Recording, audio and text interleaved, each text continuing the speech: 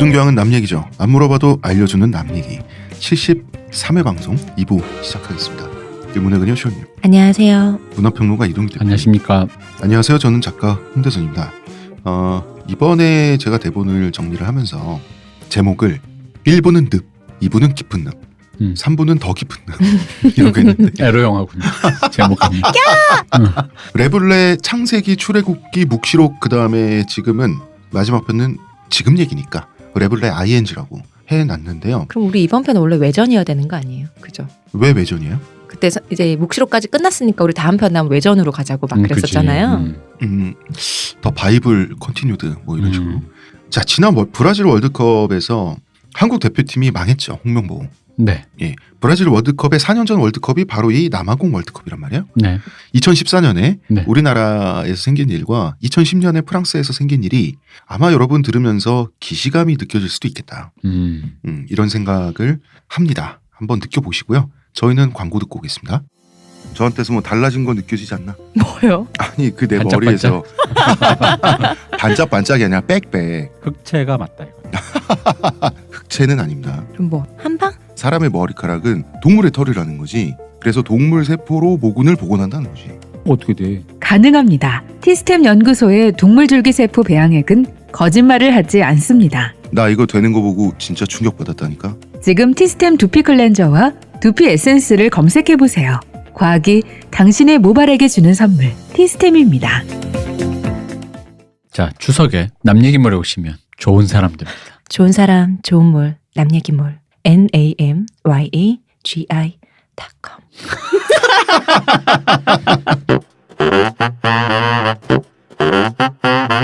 자, 프랑스 대표팀 삐걱거리면서 출발을 했어요, 대표님. 네. 이 와중에 또 자선 행사가 잡혔어요. 월드컵 기간 중에 예, 이게 이럴 수 있어요, 진짜? 다른 데서도 이래요? 다른 우리도 데서 이래? 아니랍니다. 프랑스가 유별나요. 그죠? 그 대표팀을 국가적인 어떤 마스코트라고 생각을 하니까 정치권에서 계속 결정하는 거예요. 뭘 할지. 자선 행사에 BIP로 내정된 사람은 라마 야데입니다. 네. 체육부 장관이니까 본인의 커리어를 위해서 굉장히 중요한 행사죠. 이 병풍 세우겠다. 그렇지. 선수들 병풍으로 세울 수 있으면 이거 체육부 장관으로서 큰 권한이죠. 그런데 라마 야데가 선수들을 또 디스한 적이 있단 말이야. 네. 월드컵 기간 중에 선수들의 숙소가 너무 고급스럽다. 이래서야 헝그리 정신이 함양되지 않는다. 본인도 젊은 사람이면서 이런 꼰대 발언은 어떻게 된 겁니까? 그러니까 이게 이런 마인드는 세계 공통인 것 같아. 그런가 봐. 고기 주지 말고 닭고기 스프만 주지 그랬어. 76년생 프랑스 여성도 이런 얘기를 아주 자연스럽게 하네요. 선수들이 배가 불러서 열심히 안 뛴다는 얘기를 했는데 네. 그럴 거면 자기도 안락한 사르코지 정부가 아니라 녹색당에 계속 있었어야지. 그렇지. 천장이 비새는 녹색당에. 이게 그렇죠. 지금 뭐 하는 겁니까? 그러니까 선수들은 빡쳤죠. 네. 선수들의 입장은 당연하죠. 숙소는 협회가 잡는다. 우리가 잡는 게 아니라. 근데 그런 거 없어요? 그 미국의 유명 NBA 이런 데는 숙소 이제 협회가 잡아주잖아요. 근데 몸값 되게 높은 사람들은 거기 만족 못하고 자기가 스위트룸 이런 데 잡기도 하고 막 그러잖아요. 프랑스에서 그게 될 것 같습니까? 아, 그렇지. 그리고 이건 축협이 그걸 잡는데 선수들은 화가 나서 어떻게 했냐면 라마 야데가 얼굴을 내민 행사에 사라졌어요. 안 나타났어요. 이걸로 라마 야데의 정치 성공기는 짧았죠. 정치 성공기가. 네. 이때부터 내리막을 타게 됩니다. 그죠. 뭐 컨트롤 못했다. 뭐 이렇게 되는 거지. 뭐. 정말 혼자서 그냥 점점점 하면서 가만히 있었어요. 레블레 1승. 그런 와중에 레블레 대표팀 내에서는 사상 최악의 내분 사건이 사실은 일어나고 있었습니다. 네. 개판이었어요. 자, 나스리, 벤제마, 아르파 다 축덕들은 들으면 바로 아는 명선수들이거든요. 이 선수들이 이유 없이 대표팀 명단에 빠져 있었단 말이에요. 네. 애초에 내분 방지를 위해서였어요.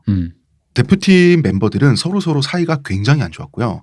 서로 개인적 파벌들이 있었어요. 일진처럼. 그리고 이제 자이아 사건으로 빠졌다고 하기에는 그렇죠. 고부와 리베리도 자이아랑 잤는데 대표팀 멤버였단 말이야. 우리 점성술. 또 정갈자리 아닌 사람들. 점성술을 봤는데 점성술 결과라고 말하기가 애매하니 이쪽으로 몰아갔다. 그렇지. 가능성이 있습니다. 도메네크는 실력 순으로 뽑고 사이 나쁜 선수들이 있으면 팀워크를 맞추자는 철학이 없었어요. 사실 이 역할을 하는 게 감독의 임무 아닌가요? 아니, 점성술이라는 이 사람만의 로직이 있잖아요. 점성술에서 점성술도 마찬가지야. 정갈자리 선수가 둘이야. 같은 포지션에. 그러면 둘을 화해시키고 이끌어갈 생각을 하는 게 아니라 한 명을 빼잖아, 이 사람은. 대체 불가능하다라는 거지. 점성술에서는. 아, 점성술은 우주의 법칙인가요? 그렇죠. 점성술로 이렇게 술수 걸고 이런 건 안 되나 봐요. 애들끼리 사이좋게. 이때 당시에 프랑스 신세대 팀이라는 개념이 없었어요. 얘네들은 청소년 대표 시절부터 싸웠는데 싸울 수는 있어요, 애들이. 네. 음해하고 거짓 소문을 퍼뜨리고 왕따를 시키고 이러면서 제대로 된 전우회라고는 없는 친구들이었어요, 사실 이때 상태가. 자, 이제 이게 사실 그런 얘기가 들어요. 그 축구가 단체다 보니까. 네. 근데 우리가 굉장히 그 특히나 뭐 진보 유권자들이라면 경기를 일으키는 그 놈의 그 뭐 전우회, 집단 행동, 단체 기강이랄지. 생활, 기강 이런 거에 아니 축구만 잘하면 되지 뭘 그렇게 해요. 그런 것까지. 그런 것까지 서로 뭘 그 챙겨줘 뭐 이런 거 있잖아요. 그냥 군대야 왜 군기를 잡아? 그런 것처럼. 그런 게 있는데 우리가 조심해야 될 게 그런데 축구는 집단적인 스포츠예요. 그렇죠. 그 성격 자체가. 조직적으로 이렇게 같이 가야 되는 거잖아요. 그래서 그 옳고 그름을 떠나서 그 집단적이고 보수적인 가치 있죠. 군기가 네, 됐든 네, 기강이 됐든 거기에 동의하지 않으면 축구를 안 하면 돼요. 축구를 하면서 이러면 팀을 망쳐요. 그러면 그래서 궁금한 거예요. 우리가 이게 여기서 부딪힌 충돌이 그거란 거지. 야, 축구가 무슨 군대도 아닌데 군기를 잡아. 뭐 위아래로 뭐 상명하복 있고 뭐 왜 그래 했는데 그러한 그런 자유주의적이고 개인주의적인 가치로 똘똘 뭉친 사람들이 뭉쳐서 아름다운 협업 플레이는 불가능한가? 아, 그것은 축구 역사에 이루어진 적이 없는가? 축구 역사에 이뤄진 적이 있을지는 모르겠지만 네. 가능성이 적어서 우리나라 축구 국가대표 역사상 가장 집단주의, 기강, 군기 가장 심했던 감독이 여러분 거스 히딩크 감독 때였습니다. 히딩크 감독이 축구의 본질을 잘 이해하는 사람이에요. 우리는 흔히 뭐 이런 얘기 듣죠. 야, 필드에서는 선후배 상관없이 서로 반말해라. 이게 유럽의 개인주의와 자유주의가 아니라 오히려 더 고도의 집단주의를 요구한 거예요. 히딩크 감독은 어떤 맥락이냐면 시합을 할 때는 훈련할 때도 마찬가지고 필드 위에서는 다 똑같은 일개미 한 마리씩이란 뜻이에요. 그 조직을 위해서 히딩크는 복장, 밥 먹는 시간, 휴식 시간 다 동일했어요. 선배님 없습니다. 늦게 나와서 밥 먹고 이런 건 없고. 그런 거 없습니다. 먼저 나오시기 전에 막 후배가 챙겨주고 이런 것도 없고. 그리고 이제 그 자기가 처음 한국 대표팀을 맡았을 때를 나중에 회상할 때 히딩크가 이제 비판도 칭찬할 지점은 칭찬하고 당시 좋았던 부분, 그 다음에 비판할 부분은 비판을 했는데 그 비판점이 기강이 없었어요. 아, 선수들이 풀어져 있다. 내가 이제 알겠네. 이분이 한국식 기강을 모르시네. 이해를 못했네. 이해를 못하네. 그렇네. 그 한국식 기강을 이해를 못해서 우리나라 4강 같지 않습니까? 한국식 이해를 기강. 잘하니까 고마. 그러네. 저번처럼. 뭘 이해를 잘해? 아니 저번에 저번에 저번 대표팀은 이해를 너무 잘해서. 훈련보호는 한국식 파벌주의랄까? 한국식 기강이랄까? 기강이지. 그쵸. 파벌 이코르 기강이죠 우리나라에서. 신더블이. 그렇지. 신더블이. 뭐 그럴 신더블이. 필요까지는 없었는데. 자, 좋은 프랑스 겁니다. 프랑스 사회란다. 프랑스 대표팀의 내분 구체적으로 설명해 드리겠습니다. 뭐냐? 구루키프 왕따 사건입니다. 요한 구루키프라는 선수가 있어요. 대표팀에 니콜라 아넬카, 이 사람 명선수죠. 네. 아넬카가 주도해서 요한 구루키프를 대표팀 내에서 왕따시킨 사건이에요. 이게 대표팀인가? 이런 사건이 벌어진다는 것 자체가 굉장히 아스트랄하잖아요. 아넬카는 원래 이기적이고 자기중심적인 성격이긴 했어요. 어딜 가나 불화를 일으켜가지고 프로팀을 12번 옮겼어요. 아, 근데 능력 있다. 아니 실력은 있습니다. 뭐 실력은 어, 잘하니까 아. 데려가지. 왔다 갔다 하는 사람을 저니맨이라고 하는데 니콜라 아넬카 저니맨의 신화입니다. 여행 다닌 사람. 특히 레알 마드리드에서 라코룸 사건이 굉장히 유명했는데 어느 정도냐면 니콜라 아넬카가 레알 마드리드 라코룸 안에서 선수들한테 이런 얘기를 공식적으로 들었어요. 뭐라고? 너한테는 아무도 패스하지 않을 거고 말도 걸지 않을 거다. 진짜? 자, 이때는 이 사람이 왕따 피해를 당한 거죠. 네. 그런데 그렇다고 이 사람이 좋은 사람도 아니야. 니콜라 아넬카는 자기가 왕따를 주도할 수 있는 상황에서는 또 고민 없이 남을 괴롭힐 수도 있는 인간이에요. 역시 약한 사람이 선한 건 아니죠. 그럼요. 그 상대가 구루키프였고 그나마 제레미 툴랄랑이라는 선수 혼자서 구루키프를 지켜줬어요. 근데 툴랄랑 혼자 선수 하나가 편들어준다고 왕따를 끝까지 시키다가 완성시키지 못했다는 게 조금 이상하잖아. 그 툴랄랑 선수는 뭐 믿는 구석이 있나 보죠? 남들 왕따 할 때 혼자 반기를 든다는 게 그리고 이것도 웃기잖아. 쉬운 일은 아닌데. 혼자 반기를 들었다고 나머지 모든 선수들이 꼼짝 못하는 것도 웃기잖아요. 그 이유가 굉장히 한심합니다. 툴랄랑이 전직 복서 출신이에요. 아 맞을까봐. 싸움을 잘한다. 그러니까 단순히 대표팀 내에서 싸움 짱. 단지 이 때문에 왕따를 더 못한 걸 뿐이에요. 아니, 보통 그렇게 누군가 왕따를 당할 때 딴 사람이 도와주면 걔도 왕따 시키잖아요. 근데 그런 일이 없었던 것은 싸움을 잘해서. 아니 뭐 물론 제가 이게 무슨 대표팀이야. 왕따라는 것 자체가 이미 그 양아치의 도기 때문에 그러니까 어떤 그런 이미 근본이 없는 행위이지만 양아치의 도에서도 더 근본 없어. 더 하급 양아치다. 그러니까. 그러니까 왕따를 예를 들어 조직적으로 지시해가지고 그 흔히 말하는 말죽거리 잔혹사의 그 뭐야 그 선도부장 네. 그런 느낌처럼 야. 안 돼. 안 돼. 뭐 그러면 하지 마. 그럼 네가 그렇게 썸자리 이러면서 이게 뭐 해야 되잖아. 근데 이게 아니라 그러다가도 네가 그렇게 썸자리 하면 걔한테는 안 건드리면서. 네가 그렇게 싸움 잘하지 참. 너 싸움 잘했지 하면서 걔를 피해가는 뭔가 양아치의 범주에서도 너무 졸렬해. 너무 하류다. 하류지. 티에리 앙리만 이 개판을 바라보면서 혼자 죽을 맛이었어요. 아니 근데 밑에 애들이 이러고 앙리가 있으니까. 고참이고 주먹도 좀 쓰고 친구도 많은데 이게 컨트롤이 안 되나? 컨트롤을 예를 들어서 애들을 혼내면 더 분열되니까 어떻게든 수습해서 애들아 그러지 마 하면서 끌고 가려고 혼자서 해봤던 거예요. 근데 안 됐던 거지. 그리고 주장도 아니었어요. 이때 주장. 최고참인데? 아니 고참이라고 무조건 주장은 아니에요. 주장은 포지션과 역할이 정하는 건데 이때 주장이 그 유명한 우리 박지성 하면 딸려오는 바로 그 친구지 않습니까? 그렇죠. 파트리스 에브라. 박지성의 절친이죠. 그렇죠. 우리나라에서는 귀요미 캐릭터예요. 아 그래요? 왜냐하면 우리가 보는 파트리스 에브라는 항상 박지성과 같이 있고 우리가 좋아하는 지성이의 절친이니까. 절친이고 그리고 자기 절친하고 같이 있으니까 항상 표정이 밝지. 그렇네. 그리고 카메라에서 비칠 거니까. 사실 에브라는 프랑스 국립시설에서 축구를 어릴 때부터 할 때부터 동기들을 편가르고요. 네. 괴롭혀온 것으로 좀 악명이 높았던 친구예요. 프랑스에서는 별로 인성이 좋지 않은 취급 당하고 그래서 2013년에 또 외도를 저지르다가 걸리기도 했는데 이것 때문에 욕도 먹고요. 그리고 에브라 특징이 싸움을 좋아해요. 그런데 싸움을 잘은 못해요. 싸움을 걸기는 하는데 못한다. 저번주에 우리 저번 시간까지 제가 물론 저번 시간 예고는 했죠. 네. 여태까지 뭐 건달과 그런 약간 하류 인생이었다면 다음 주 양아치가 나온다 그러는데 이게 한 주 만에 너무 급이 확 떨어지니까 맞아. 너무 좀 그래. 맨유 시절 박지성 절친 시절이죠. 이 시절의 맨유 라이벌 첼시죠. 첼시 네. 원정 경기에서 다른 사람도 아니고 첼시 구장의 그 관리인한테 싸움을 걸었어요. 자기는 잘 나가는 운동선수인데 가난한 일반인한테 싸움을 건다는 게 자기보다는 가난할. 아니 그 굉장히 비겁한 그림이잖아요. 근데 결과적으로 관리인한테 주먹 한 방 맞고 그냥 나가 떨어졌어요. 에브라가. 알고 보니까 이 관리인이 나이트클럽 기도 출신인 거예요. 이분도 좀 셌구나. 왜냐하면 원정팀 훌리건들이 하도 와서 설치니까 잉글리시 프리미어리그는 관리인도 그냥 보통 아재를 앉혀놓진 않아요. 좀 떡대 어깨. 그래서 여러분 EPL 보면 관리인들 덩치가 유난히 큰 걸 볼 수가 있는데 이분들 기도 출신 굉장히 많아요.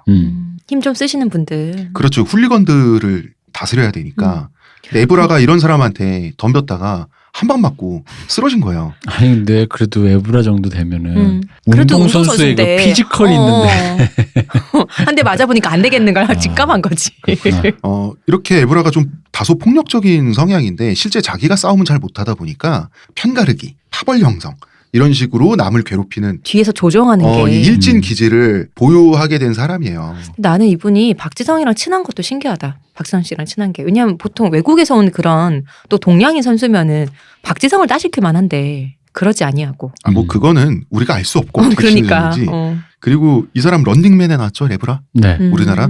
사실은 무도 출연 시켜달라고 박지성 졸랐어요. 아 그래요?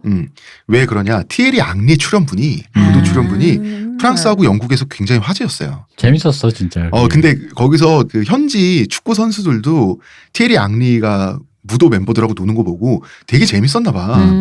그래가지고 이게 그게 부러웠던지 자기도 출연시켜달라 그러는데 박지성이 MBC 관계자입니까? 그래서 박지성도 인맥 통해서 얘가 졸르니까 어디 한 번은 내보내야겠는데 그러다가 런닝맨에 나왔거든요. 실제로 우리가 아는 이미지하고는 좀 다른 양반이에요. 근데 박지성하고는 정말 친해. 박지성 아버지를 보면 파파라고 불러요. 진짜 에브라가. 친하네요. 거의 뭐 의형제 정도로 친한데 이 에브라는 주장인데 이때 주장이 왕따를 시키는 아넬카 편을 들었어요. 네. 그래서 왕따 사건을 어떻게 하려고 주장이면 노력을 해야 되는데 적극적으로 참여했어요. 어떤 말까지 했냐면 구루키프에게는 말을 걸지 말라. 그렇게만 말하고 나면 싸움 잘하는 툴랄랑이 무섭죠. 네. 그래서 구루키프한테 할 말이 있으면 툴랄랑한테는 전해라. 무슨 메신저야? 전직 복서 눈치는 보자. 이런 언행을 한 사람이 다름 아닌 대표팀 주장이면 끝난 거죠. 이미 이 팀은 끝나 있어요. 그러다가 지네딘 지단도 사실은 할 말이 없습니다. 프랑스에서는 지단의 신격화 작업이 완료돼 있었단 말이야. 이 사람이 도메네크 감독을 싫어하죠. 네. 지난주 방송분을 들어보면 지네딘 지단이 도메네크를 좋아할 수가 없어요. 그래서 지단이 어떤 짓을 저질렀냐. 도메네크를 제외한 여러 명의 스텝이 있지 않습니까? 기술진도 많죠. 있고 네. 건강 파트도 있고 이 스텝들 모두 프랑스에 있는 지단의 의지대로 움직였습니다. 지단이 인맥을 통해서 스텝들을 원격 조종하면서 도메네크를 괴롭혔어요. 이러면 안 되잖아 이거는. 이거는 아니죠. 근데 인간이 신을 건드릴 수 있나. 지단에 대해서는 그냥 넘어간 거예요. 근데 티에리 앙리는 지단까지 왜 이러지? 나 혼자 죽을 맛인데? 지는 뛰지도 않으면서 나는 뛰고도 난 있는데. 누군가 여긴 어딘가. 앙리는 이제 혼자서 이제 우주를 힘들다. 느끼고 있었던 거야. 그러면서 남아공 쇼크가 발발하는 겁니다. 자, 사실 프랑스는 아일랜드한테 반칙을 하고 가까스로 월드컵에 올라갔단 말이에요. 네. 그러니까 톱시드가 아니야. 톱시드가 뭐예요? 톱시드, 가장 월드컵 지역 예선에서 잘한 팀이 받는 시드가 톱시드예요. 그러니까 그 나머지 2시드, 3시드, 4시드랑 같이 되니까 더 유리하죠. 이 제일 잘하는 팀이 이제 맞붙을 팀들을 그렇죠. 고를 때. 그 톱시드가 아니었는데 근데 조편성이 남아공, 멕시코, 우루과이. 천운이죠. 왜냐하면 개최국이 톱시드를 받기 때문에 남아공에 걸린 거예요. 다 자기보다 약팀이야. 그래서 16강을 못 간다는 건 있을 수도 없는 얘기였는데 그래도 나름 멕시코나 우루과이인데. 프랑스보다 약팀이잖아요. 월드컵 직전에 중국하고 친선 경기를 하고 남아공에 날아갔단 말이에요. 중국하고 1대 0으로 졌어요. 이때 중국이 어마어마한 팀이었나요? 아니잖아요. 이때 경기력도 진짜 눈 뜨고 볼 수 없는 경기를 했는데 대표팀 내부의 선수들끼리 분열돼 있으니까 서로 네. 패스 안 하고 막 이러면서 태업하고 막 이러면서 중국의 실력으로 1대 0으로 졌는데 1차전 상대가 우루과이였어요. 우루과이는 또 한 명이 퇴장당했어. 의혹이 앞서서 11대 0으로 싸웠는데 아니 알지. 10대 0? 그렇게 어떻게 싸워? 어떻게 싸워? 11대 0으로 싸우면 200대 0 나오겠다. 경기 결과. 계속 넣어야지. 11대 10으로 싸웠는데 0대 0 무승부가 나왔어요. 어허. 이때부터 안 좋죠. 2차전이 멕시코전이었단 말이야. 도메네크가 정신 나갔어. 구루키프를 빼버렸어요. 왕따 피해자를 빼버린 거야. 아 이거야 뭐 아까 그 빵 셔틀이 생길까봐 매장을 없애겠다. 없애는 것처럼. 이런 논리와 비슷한 거죠. 왕따 가해자들의 염원대로 왕따 피해자를 뺀 거예요. 그렇죠. 가해자들끼리 있으면 팀워크는 좋겠지. 문제를 해결한 게 아니라 치웠다고. 왕따 가해자 중에 하나가 리베리 아닙니까? 네. 리베리가 구루키프 대신 공격형 미드필더를 맡아서 출전을 했다고. 네. 어떻게 됐냐? 그럼 잘해야 될 거 아니야. 자, 수비는 자동문이고 공격은 식물이야. 멕시코에 2대 0으로 완패당했어요. 이게 왜냐면 우리 친구만 있어서 너무 평화로운 게 아닐까? 아 그런가? 마음이 이제 편해져서. 그치. 이게 어느 정도냐면 심판이 말이죠. 인저리 타임 3분도 안 지났는데 그냥 휘슬을 불어버렸어요. 맨 마지막에 남는 타임. 네, 루즈 타임. 그러니까 뭐가 있는 게 보여야 시간을 끝까지 재던가 하지. 하나만하다. 우리 2006년에 야나기사가 활약한 크로아티아전. 일본 대 크로아티아전. 야나기사 제가 좋아하는 선수. 이것도 기회가 아무리 있어도 일본이 하도 골을 못 넣으니까 심판이 인저리 타임 지나기 전에 휘슬 불어버렸어요. 이 선수가 혹시 그 후지산 대폭발 그 슛 후지산 하신 분 대폭발, 신간센 데이탈. 뭐 이런. 그렇습니다. 신간센 대탈선 슛이라고 그러고요. 그렇죠. 일본에서는 그건 우리나라에서 명칭이고요. 일본에서의 정식 명칭은 오리가족 구출슛이라고도 하고요. 준말로는 큐비케이라고 합니다. 큐니 보루가 키타. 그게 인터뷰 내용인데요. 공이 갑자기 와서 골을 못 넣습니다. 선수가 공을 안 보고 있나 봐. 그래서 심판이 보통 인저리 타임 다 지나기 전에 그것도 월드컵에서 네. 휘슬을 불어버릴 때는 이미 경기력이 안습이라는 얘기고 이럴 때는 욕도 안 먹어요. 심판. 진짜 더 봐야 볼 게 없다. 자, 멕시코전이 난리가 났죠. 멕시코전 때 사실 하프타임 때 전반 끝나고 라코룸에 갔잖아. 라코룸에서 도메네크가 니콜라 아넬카한테 혼을 냈어요. 넌 새끼가 패스도 헌신도 할 줄 모르고 이기적인 플레이만 어떻게 그렇게 하냐 여기 대표팀에서. 맞는 말 했거든요. 아넬카가 도메네크한테 쌍욕을 퍼붓어요. 선수가 감독한테. 영어로 치면 fuck you에 해당하는 프랑스어 욕이라고 합니다. 궁금하다. 프랑스 욕은 뭔지 알고 싶다. 그리고 나서 멕시코전에서 패배하고 끝났고요. 그러면은 이제 3차전 하기 전에 훈련하고 그러지 않습니까? 네. 훈련장에서 에브라가 피트니스 코치한테 대드는 모습을 보였는데 이게 카메라에 찍혔어요. 가운데에서 도메네크 감독은 말리려고 진땀을 빼고 있고 문제는 가장 나이가 어리고 선수인 에브라가 거만하게 주머니에 손을 넣고 피트니스 코치에게 반항을 하는 모습이 이 충격적인 광경이 프랑스 국내 프랑스인들을 충격에 빠뜨리게 된 거죠. 아, 나이가 어리면 뭐 주머니에 손 넣으면 안 됩니까? 현실이었나 보지. 그럼. 대표님 지금 우리가 하는 얘기는 축구잖아. 아니 서구 자유주의. 아니 개인주의. 그리고 또 앙리 때 손 써갖고 말이 많았으니까 그럼. 손을 넣어야겠다 안 보이게. 그럼요. 둘 다 조용해. 피트니스 코치가 말도 안 되는 거 막 시키고 막. 응? 이 상태에서 누군가 라커룸에서 있었던 일을 선수 중에 하나가 네. 언론에 밀고 있습니다. 아. 누군진 지금도 모르는 거죠. 몰라요. 무슨 일이냐? 바로 니콜라 아넬카가 도메네크 감독한테 욕한 얘기죠. 가만히 있던 사르코지에게 기회가 왔습니다. 이때 사르코지 대통령은 러시아에 있었어요. 네. 푸틴하고 정상회담을 하고 있었는데 러시아 현지에서 특별 기자회견을 따로 열었습니다.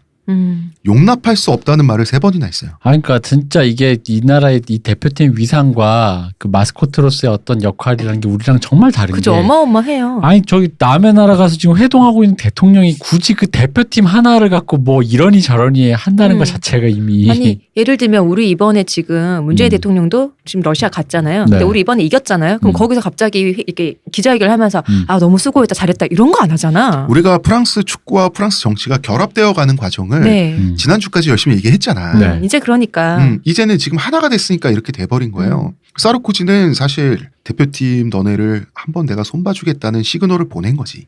이때. 그래서 사르코지는 러시아 현지에서 남아공에 쫓아가 있던 체육부 장관 라마야데죠. 네. 어제 얘기한 라마야데를 선수단을 화해시켜라. 이런 특명을 내려가지고 악수해 빨리. 남아공 현지 대표팀 훈련장에 보냈어요. 그 선수들 반응은 당신 누구세요? 너 빨리 친구한테 잘못했다고 하고 악수해. 바로 그겁니다. 이미 병풍되고 권위라는 것조차 없는 사람한테 뭘 어떻게. 야데는 투명 인간이 됐고요. 네. 사르코지는 이제 프랑스 축협을 압박하지. 그래서 축협 회장이 니콜라 아넬카를 경질합니다. 네. 조별 예선 3차전을 치르기 전에 혼자서 짐을 싸고 강제 귀국하게 되는 거죠. 그리고 비행기 안에서 듣죠. 자기가 대표팀에서 영구 퇴출됐다. 이게 리그 지금 월드컵 리그가 진행 중인 건데. 네. 예. 에버라는 또 기자회견을 했어요. 기자회견 내용이 눈 뜨고 볼 수 없는 목불인견의 수준이다. 뭐라고 했냐? 우리는 문제가 없다. 문제는 이 모든 문제를 밀고 한 라커룸 내의 쥐새끼다. 라커룸에 쥐새끼가 한 마리 있다. 이 쥐새끼를 내가 계속 찾고 있는데 아직 못 찾았다. 그런데 꼭 찾아낼 거다. 이게 기자회견 내용이에요. 그러니까 이게 이 권위주의와 이 집단주의가 이게 보수적인 건전한 가치로 이렇게 승화되지 못하고 네. 이게 타락하면 이렇게 되잖아요. 이게 이제 우리는 주로 군대에서 많이 보게 되는 모습이잖아요. 이게 군대에서 보면 소원술이라고 해서 불만이 있거나 혹시 누가 맞아. 그 누군지 색출하죠. 그건 색출해요. 아니면 걔를 티가 나게 딴 데로 전출을 보내. 걔가 왜 여기도 그잖아. 소원술이 너 때가 너가 문제다. 그러니까 그 왜 매점 없애듯이 문재인 애를 빼면 니들끼리 자유로워지겠지. 행복하겠지 해서 보내. 근데 문제는 뭔지 알아요? 걔가 딴 부대로 가잖아. 네. 그럼 걔는 소원수리를 써서 온 애다라는 것 때문에 그 새로 온 부대에서 왕따를 당해. 왕따가 지랄이다. 아주 괴로운 왕따는 아니고 그러니까 외로운 거예요. 그냥 혼자 지내는 외롭죠. 거야. 2년인데. 근데 왜냐면은 깊이 있게 어쨌든 서로 부대고 사니까 뭐 이렇게 마음을 터놓고라도 좀 그러면 지내야지. 전우에도 생기고 그럴 건데. 그나마 낙이 있는 거지. 그래야지 뭐 담배라도 그 펴주고. 생활을. 근데 그런 담배를 펴주는 사람이 없는 거야. 지랄이다 진짜. 그렇게 해서 그 이전을 2번, 3번 가게 되는데 얘 지금 딱 그런 거야. 근데 얘들은 분명히 이 라커룸 내 쥐새끼란 말을 하면서 분명히 속으로 거야. 기강을 바로잡기 위해선 이 새끼를 잡아야 한다. 이렇게 얘기할 거라는 거지. 근데 이게 프랑스 전국으로 송출되는 기자회견에서 이런 말을 들으면 축구팬 그다음에 일반 국민들은 얼마나 어이가 털립니까? 에브라는 진짜 바본 게 우리 군대에서 그런 왕따를 당한 애들도 제대하면 내가 군대에서 그런 일 했다고는 얘기 안 해요. 그럼 맞아. 근데 지 말로 했잖아. 근데 얘는 지입으로 전국구도 아니고 세계 지가 단위로 지가 지입으로. 그 프랑스 언론 레키프 뭐라고 했냐면 에브라는 대표팀 주장과 갱단 보스가 어떤 차이가 있는지도 구분을 못하는 인간이다. 갱단 보스가 뭡니까? 이거 그냥 양아치야. 갱단 보스도 지애들은 챙겨. 그럼. 주장의 완장을 찰 만한 그릇도 카리스마도 아우라도 없다. 이렇게 맹비난을 당했고 지단은 지단대로 한마디 했습니다. 이번 프랑스 세대엔 꿈도 희망도 없다. 지단이 마치 그 좌절 자세로 얘기했을 것 같아. 지단도 할 말이 없는 게 자기가 대표팀 전술을 프랑스 현지에서 지 머리로 자기가 정했어요. 그리고 인맥을 통해서 남아공 현지에 있는 레이몽 도메네크 감독의 귀에 들어가게끔 했어요. 도메네크는 당연히 반발하죠. 그렇죠. 그러다 보니까 전술이라는 것 자체가 없이 싸웠던 거예요. 감독이 일단 있으면 존중해야 될 거 아니야. 일단 있는데 지단은 그걸 인정 안 하고 자기가 대표팀을 흔들라 그런 거예요. 점성술을 인정하지 못해서가 아닐까요? 그러니까 그 지단의 정성술도 인정 못하지 당연히. 그러니까 지단의 마음에서야 그 이제 100번 양보해서 지단의 생각이 옳고 더 정확하고 축구를 더 잘 이해하고 지단의 말대로 하면 우승할 수도 있었을 거라고 쳐보더라도 이게 절차상의 문제라는 게 있는 건데 그는 내부자가 아닌데. 근데 이 다시 말해서 사람은 이건 법도가 아니잖아요. 그치 이 사람은 그걸 다 무시한 거잖아요. 그럼 다시 그런 무시하는 그런 모든 절차에 순순히 따라줄 사람이 전 세계에 어디에 있어? 이 와중에 사르코지의 설계가 또 들어갑니다. 이 사람 스위스하고 국가 정상회담을 앞두고 있었는데 이 사람 뭐 축구만 봐요. 마지막 조별 예선 3차전을 대표팀을 응원해야 한다는 이유로 네. 정상회담을 취소했어요. 아, 이건 진짜 어떤 정상회담을 말이냐면, 취소한다고요? 어떤 말이냐면 자 이때쯤에 이미 프랑스 대표팀이 망했다는 것은 거의 기정사실인데 그치?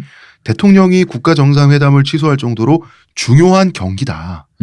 이걸 못 받고 그래서 실패를 할 거니까 니네가 실패하고 나면 책임을 물겠다는 거죠. 근데 스위스 입장에서는 되게 모욕적일 것 같아.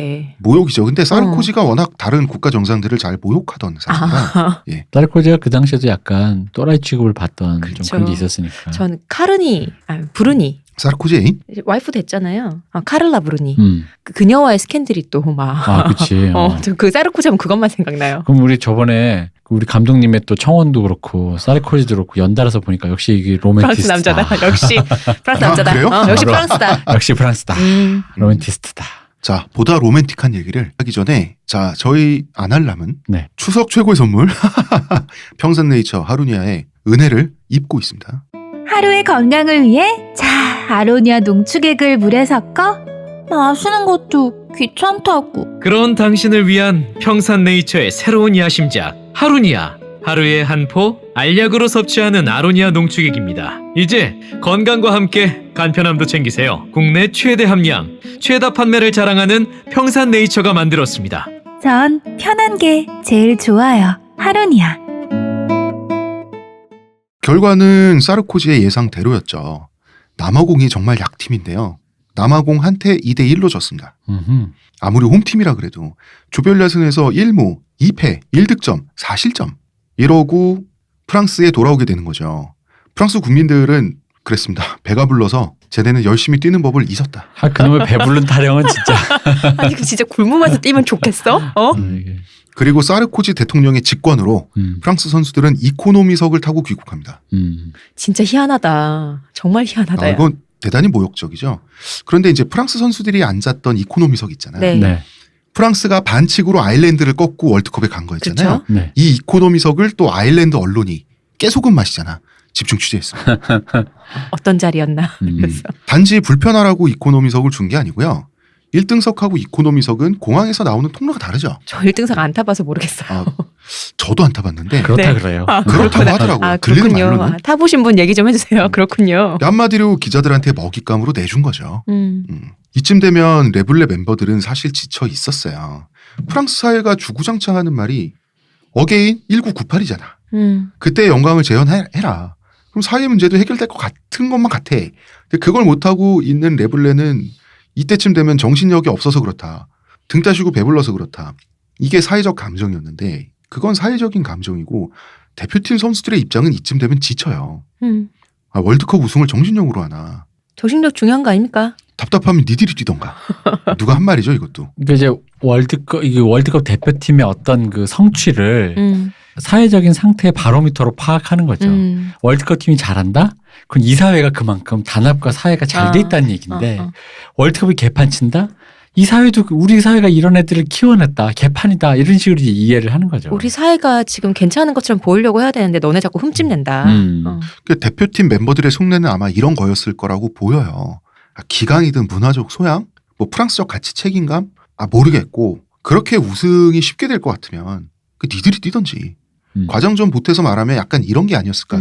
이런 어떤 지쳤던 느낌이 이 선수들이 느껴지는데 남아공 쇼크를 통해서 온갖 추잡한 사건들이 다 있었잖아요. 그죠? 실패했고 그럼 정신력과 기강이 없는 거 맞잖아. 그러면 이제 오도가도 못하죠. 게다가 사르코지가 처형대를 준비해놓고 기다리고 있어. 국회 청문회. 아니 무슨 축구팀이 월드컵 못했다고 국회 청문회를 합니까? 야. 너무 웃긴다 이거 진짜. 프랑스가 그럴 수 있는 나라입니다. 재밌는 나라야. 청문회 하고 나면은 국회의원 시켜주는 거야? 이때 티에리 앙리가 축구 선수들이 한도 끝도 없이 탈탈 털릴 거라는 거 알잖아. 네. 앙리는 구력이 있는 사람이잖아요. 그리고 이 사람 뒷골목 보스 출신이잖아. 이 사람도.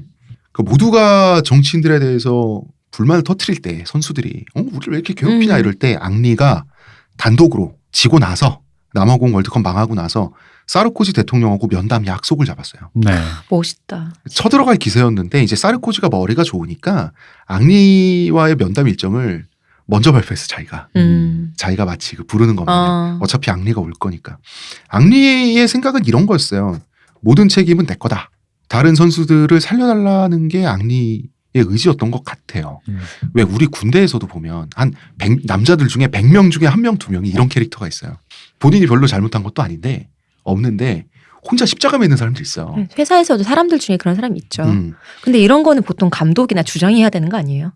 감독은 도메네크 점성술사인데 주장은 에브라. 그러니까 앙리는 이런 생각했던 것 같아요. 자기가 어쨌든 고참 선수고 경험이 있는 선수인데 사태가 이렇게까지 왔을 때 이거 내 책임이 아닌가라고 혼자 그런 어떤 생각이 있었던 것 같고. 잠깐 나는 인간에 대한 신뢰가 없는 사람이기 때문에 앙리가 이걸 통해서 대표팀을 탈출하려는 출구 전략이 아니었을까? 본인 혼자 출구 전략. 내 책임이다.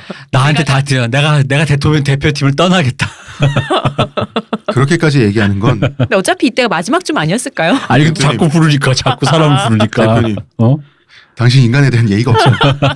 앙리가 이제 공항에서 내리자마자 혼자 경찰의 에스코트를 받으면서 이때 테러 위험이 있었어요. 네. 대표팀이 못 타고 와가지고 에스코트를 받으면서 이제 사르코지가 있는 대통령궁으로 직행을 하게 되죠. 사실 이제 프랑스를 본선에 올려놓은 것도 자기고 이제 결자 해제 자세라면 자세일 수도 있겠죠. 저는 앙리 축구 인생의 하이라이트 중에 하나가 또 이 순간인 것 같아요. 앙리의 출구 전략. 대표팀의 이 무적행 같은 대표팀은 어떻게 하면 탈출할 수 있을 것인가. 나는 버튼 누른다 얘들아. 좀 시끄러워. 국회 청문회도 하고 나중에 검찰 조사도 다 이제 이루어진대. 진짜 검찰 조사까지 했어요? 이때 아무 잘못도 없는 선수가 거의 앙리 혼자이다시피 해요. 근데 사실 앙리는 그 전까지 선수단 내분을 수습하려고 감정 노동을 굉장히 많이 했어요. 그리고 레이몽 도메네크 감독 모든 선수들이 무시하고 말을 안 듣는데 그러면 그럴수록 오히려 도메네크 감독이 한마디 하면 웃으면서 순종적인 표정으로 일단 명령을 따르려고 노력한 게 앙리예요. 일단은 지도자니까 면을 세워줘야 될 거 아니야. 자기가 최고참이니까 나까지 무시하면 애들이 정말로 더 그럴 거니까. 그렇지. 우리 팀에 바보가 있습니다. 늘 먼저 일어나. 그겁니까? 바보과 대표? 그렇죠. 바보과 대표고. 바보 최고참. 바보 최고참. 십자가를 매야 된다면 자기여야 한다고 생각을 했던 것 같아요. 앙리는 대표팀 은퇴를 선언하죠 이때. 그러니까 출구 전략. 근데 사실 자기 때문이다. 네. 자기를 욕하면 된다라는 시그널을 보낸 거고. 사실 국회 청문회 이런 거 만약에 앙리 생각대로 없었잖아요. 앙리만 욕먹고 끝날 거야. 말이 안 돼. 그렇겠죠. 그걸 원했는데 이제 사르코지가 머리가 좋지. 사르코지는 앙리랑 차 한잔 하고 그냥 돌려보내고 자 이미 자기랑 면담한 시점에서 앙리를 조질 수는 없어요. 자기 체면이 있으니까 정치인으로서 다른 애들을 조져야지. 그래서 청문회가 열리게 되는 거죠. 이때 감독, 축구협회장, 그다음에 왕따 사건에 동참했던 선수들까지 불려나와서 혼겁까지 털리게 됩니다. 여론의 처형을 당하게 되는데 모든 정치 세력이 좌파든 우파든 할 것 없이 대표팀을 다 공격했어요. 아니 근데 그래봤자 축구일 뿐이잖아. 그래서 피파는 국회 청문회는 아니지 않냐. 아니 라카룸에서 핵 만들었어. 뭐 했는데 애들이. 도대체 얘들이 뭘 한 거야. 하라는 축구는 안 하고 앉아서 물리공식을 풀면서.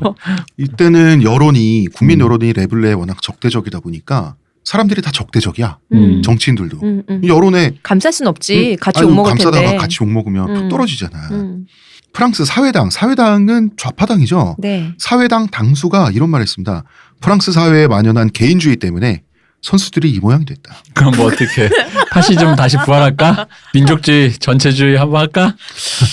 이쯤 되면 어느 쪽이 진보고 보수인가 헷갈려지죠. 근데 그 이유가 기가 막힙니다. 그 이유가 뭐냐면 사르코지 대통령의 개인주의가 프랑스 사회에 나쁜 영향을 끼친 결과 선수들도 저렇게 됐다. NYPD 티 입고 나오고 막 이래갖고. 그러니까. 그다음에 철학자 알랭 핑클크루트 이런 말을 했습니다. 이번 프랑스 축구 대표팀 세대는 찌꺼기다. 이런 말을 했고요. 레이몽 도메네크는 드디어 감독직에서 물러나게 되는 것이죠. 드디어. 오래 걸렸습니다, 이 사람. 점성술의 미래는 예언을 못하는 건 거죠? 아, 점성술은 포지션만 예언하는 거예요. 그러니까.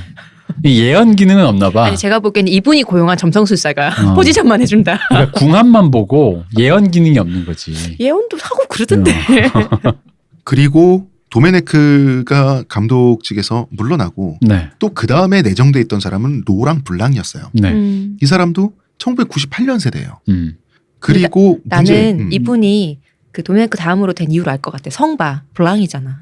아, 블랑 화이트. 어. 그리고 라마 야데. 음. 이 사람은 어떻게 됐냐? 결국 체육부 장관 그만둘 수밖에 없어요. 그 이후로 변변한 정치 커리어가 없는데 지금은 이제 일드 프랑스라고 해서 대충 프랑스의 한 경기도 정도? 여기 지자체의 고문으로 그냥저냥 살고 있는데 시의원도 아니고 고문으로. 뭐 그런 겁니다. 장관 자리에서 이 사람 물러나고 자서전을 냈어요. 근데 자서전을 보면 그 프랑스의 한 철학자가 블로그에 쓴 내용을 네. 토시 하나 없이 뭉텅이로 가져다가 표절한 부분이 또 걸렸어요. 음. 그래서 프랑스 내 평은 이 사람에 대한 평은 좀 어설픈 좌파이지. 뭐가 좀 돼보려고 하다가 이게 무슨 좌파야. 근데 그냥 기회주의자 뭐 아니야? 그치. 어떤 근데 의미에서. 이런 사람들은 이거 역시 또 동서곡을 막느라고 하는 짓이 참 비슷해. 보통 이러면 잘 사는데 이분은 좀 어설펐네.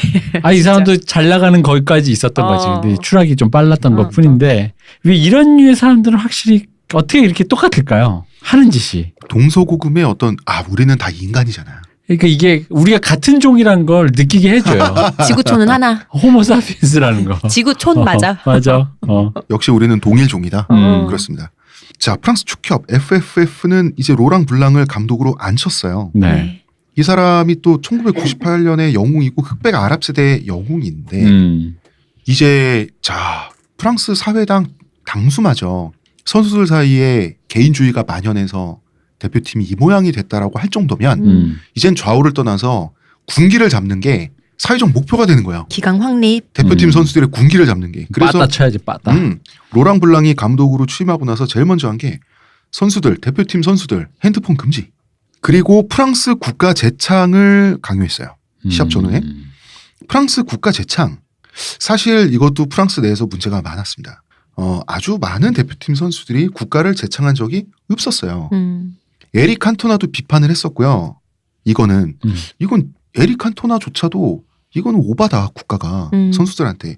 자, 지단을 욕하는 프랑스 축구 팬들은 없잖아. 그런데 그 지단도 국가 안 불렀어요. 그러니까 이 이유에 대해서는 티에리 앙리가 한번 밝힌 적이 있어요.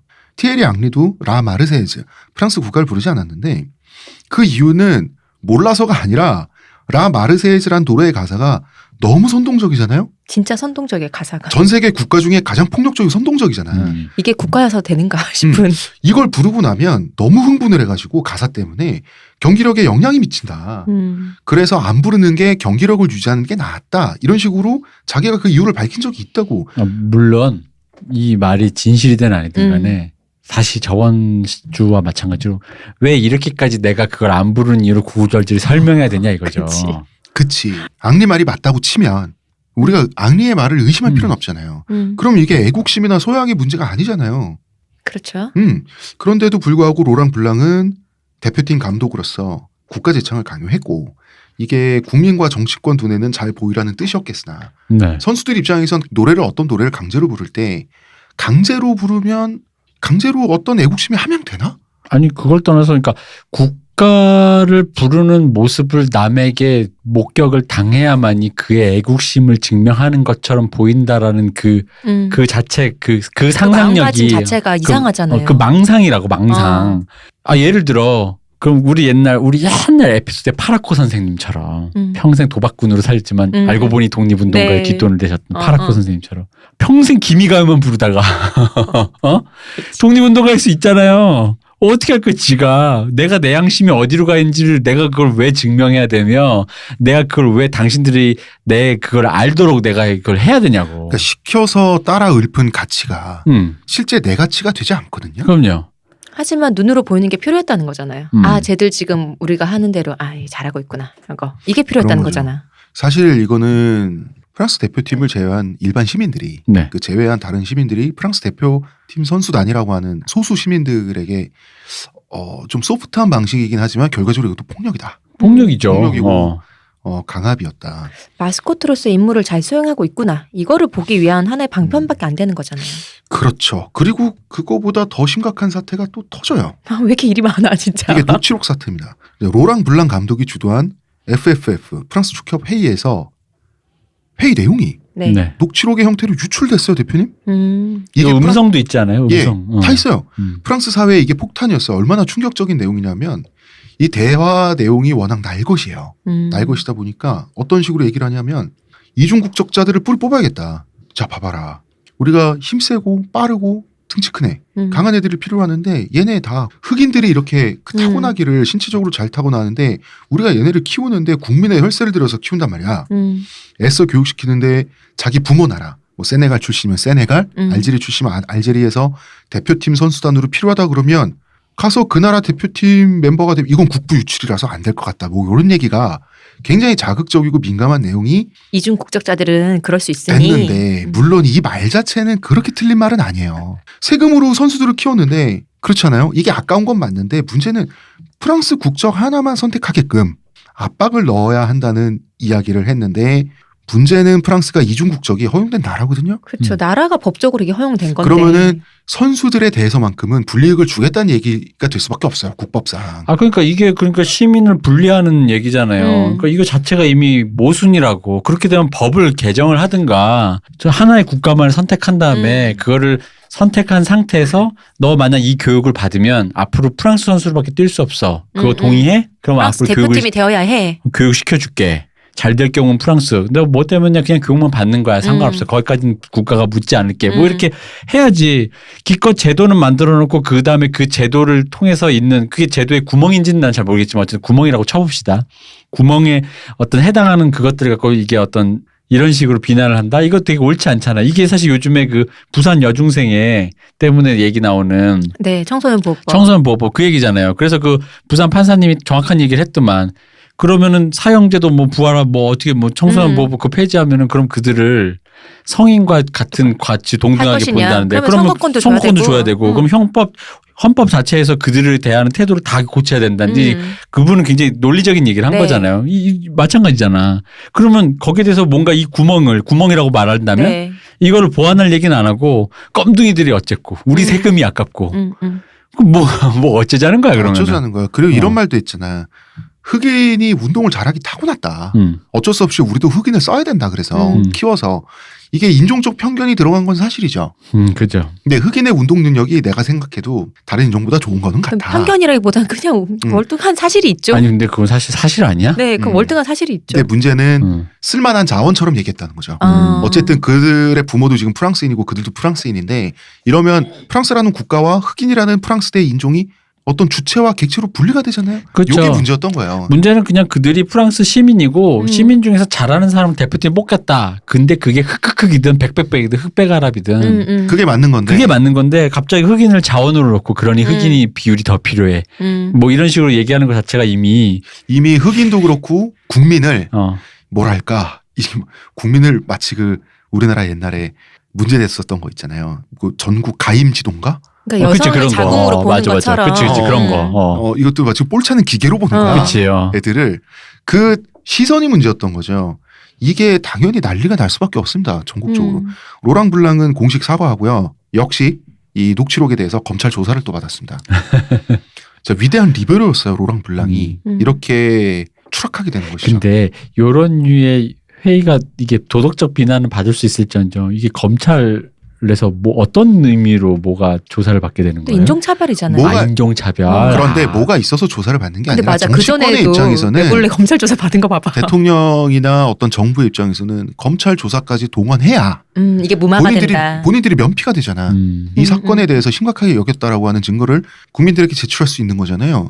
다 이런 정치적인 기동이라는 거지. 그래서 로랑 블랑 호는 경기는 잘했냐? 못했어요. 로랑 블랑은 2010년 남아공 월드컵 멤버 전원을 대표팀에서 퇴출시키면서 부임하자마자 이랬어요. 그럼 남는 사람이 있어요? 그러고 나서 이제 다른 사람도 아닌 스스로 이런 말을 하게 됩니다. 새로운 검둥이를 이 사람 말에 의하면 새로운 가난한 검둥이들을 자, 대표팀 멤버를 다 교체시켰으니까 어떻게 되냐. 본인이 한 말이에요. 대체 골을 넣을 수 있는 선수가 있긴 한가? 있습니다. 감독님. 제가 답을 알고 있습니다. 미래에서 왔습니다. 누군가요? 피부 까마턴가요? 새로운 감독이가 있습니다.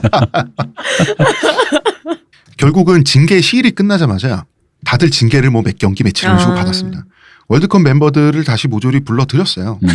그러니까 일관성이 있는 것도 아니잖아요. 네. 그럼 처음부터 실력주의로 가든가. 벌써부터 이제 삐걱된 거지. 이제 선수들은 사르코지한테 한번 밟히고 나서 어쩔 수 없이 좀 말을 잘 듣는 사람들이 됐어요. 나가라면 나가고 뛰라면 뛰고 이게 욕하면 욕 먹고. 우리도 만약 사람이 어쩌다 검찰 조사 같은 거 한번 받으면은 사람들이 주눅들 수밖에 없잖아요. 공권력을 눈앞에서 한번 당하면 일반인 아니죠. 선수들도 뭐 일반인이잖아 이런 면에서는. 대통령의 권력을 한번 경험해 보고 나니까 선수들도 이제 영혼 없는 기계야. 시킨 대로 해야 되는 거야. 봐봐요. 좌파들은 배부른 개인주의자라서 선수들 안 된다 이러면서 까고 우파들은 쟤네들은 일관성이 없는 혼혈팀이다. 애국심이 없어서 못한다고 이렇게 까인단 말이야. 그 의외로 우파가 그래도 일관성이 있다. 그러게요. 그러니까 한마디로 애국심이 없다는 얘기죠. 네. 애국심이 없는데 없기 때문에 없는 애국심에 조금이라도 증명하기 위해서 애국해야 되는 이런 처지가 된 거예요. 뭐야 이게 진짜. 이게 사르코지한테 제대로 당한 거죠. 그렇죠. 사실 나는 앙리가 왜 그렇게 절박하게 자기가 십자가를 매려고 했는지 알 것 같은 거야. 자기는 이제 은퇴할 거니까 뭐냐면 이 축구 선수들이 애들이 하는 짓이 너무 어리니까 국가 공권력, 대통령의 권력이라는 게 어떤 건지 애들이 모르면서 이렇게 개기다가 이렇게 된 것 같거든요. 그거를 앙리는 아니까. 그리고 자기가 이제 보스 출신이니까 어떤 권력의 무서움? 꼭 그게 공권력이 아니더라도 그런 걸 아는데. 그걸 아니까 앙리가 더 큰일 나겠다 싶어서 본인이 십자가를 맨 것 같은데 사르코지가 바보도 아니고 앙리는 그냥 집에 돌려보내고. 나 되게 나쁜 말 할 뻔했어. 뭐 예수님은 흑인이 아니지. 네가 왜 십자가를 매? 예수님 의외로 흑인이에요. 그러니까 백인 이렇게 생각하잖아요. 아니 예수님은 아시안이잖아요. 아 그런가요? 네. 아 그랬구나. 중동아시 아니야? 아니 근데 나는 여기서 제일 재밌는 거는 그 이 좌파의 일관성 없는 발언인 거예요. 그러니까 할 말 없으니까 이런 말 하는 거잖아요. 근데 사실 이게 왜 그러냐면요. 우리 늘 얘기했지만 이제 한 번 더 언급해. 프랑스 좌파의 개인주의는 자본주의하고 연결돼 있습니다. 아 근데 그것도 있지만 이렇게 표현할 수 있는 거지. 이게 이제 요 얘기를 하면 아마 좀 이해가 되실 거예요. 사실 저는 우리 방송에서 좀 몇 번 얘기했는데 좌파의 사실 궁극적인 목표는 세계 시민이잖아. 그렇죠. 그치? 근데 어느 정도의 정도를 선을 그어가지고 국가라는. 근데 국가라는 건 강제된 폭력이고 합의된 폭력이잖아. 네. 근데 이제 현실 세계에서 어느 정도 타협한 수준에서의 어떤 그 폭력이라는 거지. 근데 그건 사실 폭력을 국가한테 위임해서 국가가 그렇죠. 만드는 거잖아요. 좌파적 가치는 아니에요. 네. 국가가. 그러다 보니까 국가를 인정한 상태에서 좌파적 가치를 그러니까 국가라는 바운더리 안에서 좌파적 사고를 거기에만 매몰시켜버리면 이렇게 될 수밖에 없어. 배불러서. 배불러서. 왜냐면 이 국가를 위해선 얘가 봉사를 안 한다라고 생각을 하니까. 그냥 뭐 시민 간의 연대가 저 새끼들한테는 없다. 그치. 그렇게 얘기하는 거지. 얘기하는 거죠. 근데 이 연대는 우리 모두의 연대여야 되는데 국가를 바운더리로 놓고 거기까지만 이 세계의 끝을 일단 국가로 놓고 보니까 그러니까 이렇게 왔다 갔다 하는 거라고. 그러니까 우파가 의외로 일관성이 있는데 좌파가 왔다 갔다 하는 소리 하는 이유가 이런 얘기야. 우파가 근본은 더 없는데 일관성은 그나마 있다. 원래 옛날부터 하던 얘기니까. 그렇죠. 쭉 하면 되거든. 원래 예 알겠습니다인데 좌파 그럼 뭐라고? 이렇게 될 거지. 아이고 깜짝이야 이렇게 된 거지. 자 이제 프랑스 사회는 2015년에 그 문제의 테러 사건으로 나가게 되고요. 네. 레블레는 브라질 월드컵에 가게 됩니다. 마지막 월드컵이죠. 그렇습니다. 그렇습니다. 아직 현 시점에서 이제 아직 마지막 월드컵으로 가게 이 되는 거죠. 모든 이야기의 최종장을 저희가 내일 하게 될 겁니다. 이 모든 게 미래가 없거든. 그리고 이게 옛날 그 우리 앙리사세나 뭐 이런 옛날 얘기할 때는 대강의 미래 있잖아. 네. 이 이후에 우리가 성취한 진보적인 승리라든가 가치들에 대해서 좋다라는 생각이 드는데 이게 현재 얘기다 보니까 미래가 없어. 네. 지금 내가 미래를 살고 있는데 없는 거 알잖아. 없어. 미래는 모르니까. 아무것도 없어. 우리는 미래에 대해서 언제까지나 장님일 수밖에 없잖아요. 네. 그 얘기를 내일 이어질 3부의 제목은 더 깊은 늪입니다. 에로에로한데? 에로합니까? 네. 역시 프랑스? 역시 프랑스. 의문의 그녀 시호님. 감사합니다. 평론가 이동희. 감사합니다. 감사합니다. 저는 작가 홍대선입니다.